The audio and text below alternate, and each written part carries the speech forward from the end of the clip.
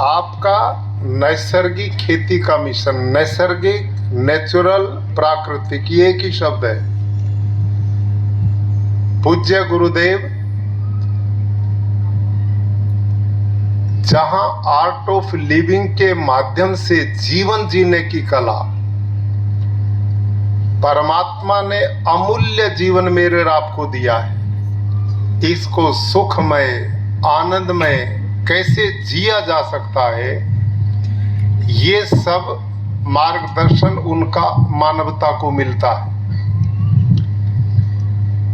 आप और हम बहुत अच्छी तरह जानते हैं कि मेरा आपका जो शरीर है ये 5 तत्वों से मिलकर के बना है। पृथ्वी, वायु, जल, आकाश और अग्नि। अब लकड़ी जो टूटती है तो उसकी मरम्मत लकड़ी से ही होती है। लोहा टूटता है तो उसकी मरम्मत लोहे से ही होती है। तो हमारा ये 5 तत्वों का जो शरीर है, इसकी मरम्मत भी तो 5 तत्वों से ही होगी कि नहीं होगी? सीधा। आज हम प्रकृति से इतना दूर चले गए हैं कि उसका परिणाम अनेक प्रकार की व्याधियां, रोगों के रूप में हमें झेलनी पड़ रही हैं। अभी कुछ दिन पहले अहमदाबाद में जो कैंसर डिपार्टमेंट के हेड हैं डॉक्टर जयेश पटेल, उनसे मेरी बात हुई तो उन्होंने कहा कि पिछले 2 साल में ही 3 गुना कैंसर पेशेंट बढ़ चुके हैं, इतनी स्पीड से। Heart attack, diabetes, pancreas fail, किन्हीं की किडनी फेल, किन का माइग्रेन, किन्हीं के ब्रेन ट्यूमर, दुनिया भर की जो बीमारियां हैं, पहले तो ये नहीं थी।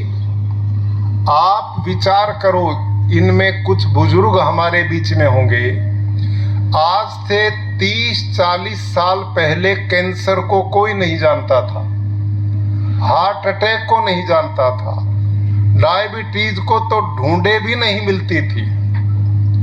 मुझे बचपन की गुरुजी एक बात याद है, मैं जब गुरुकुल में पढ़ता था तो वहां एक सेठ जी दानदाता उस गुरुकुल के लिए आए थे और हमें उनको भोजन कराने की ड्यूटी मिली।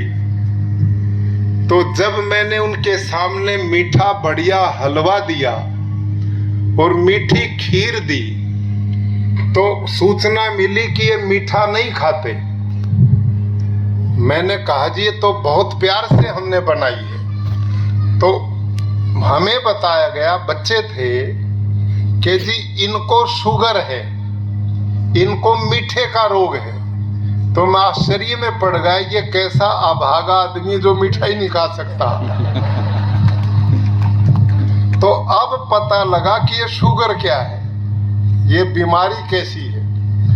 तो आज तो ये घर घर में आ गई है और इसके पीछे बहुत बड़ा कारण आहार का दोष है।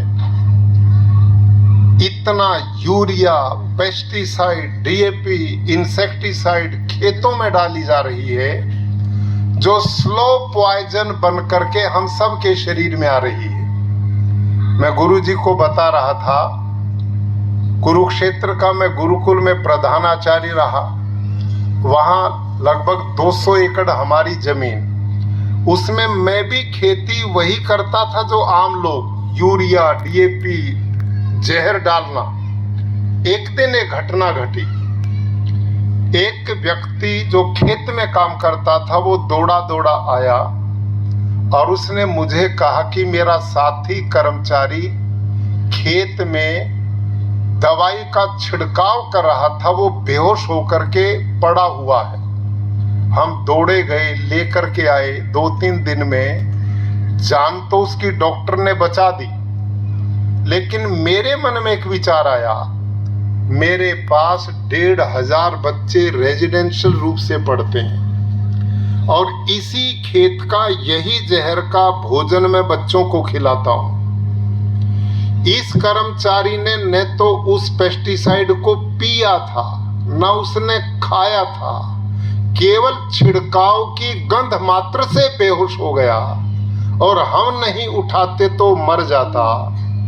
और ऐसे देश में सैकड़ों केस वर्ष भर में होते हैं जो खेडूत किसान दवाई छिड़काव करते करते मर जाते हैं। अभी जूनागढ़ में पिछले महीना पहले 2 लोगों की मृत्यु हमारे प्रदेश में हुई है, अभी 1 महीना पहले। तो उसी दिन मैंने संकल्प लिया कि मैं इन बच्चों को वो भोजन दे रहा हूं जिसमें सीधा साग भाजी में जहर पड़ता है, अनाज में जहर पड़ता है, फल में जहर पड़ता है। तो इससे बड़ा अपराध दूसरा हो नहीं सकता। उसी दिन मैंने संकल्प लिया कि अब मैं जहर की खेती नहीं करूंगा। ये 8 साल पहले की घटना है। 8 साल से मैंने फिर जैविक खेती शुरू की। 3 साल मैंने की, उसमें मेरे को न तो उत्पादन बढ़ा, न मेरी लागत कम हुई, न मेरी मेहनत कम हुई।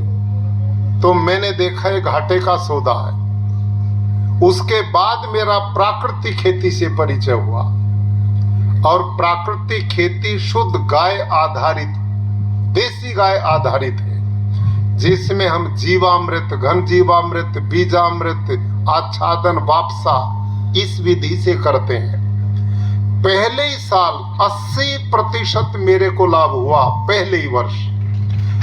जो 100% नहीं हुआ उसमें मेरी गलती थी, मेरे को करना ठीक नहीं आता था।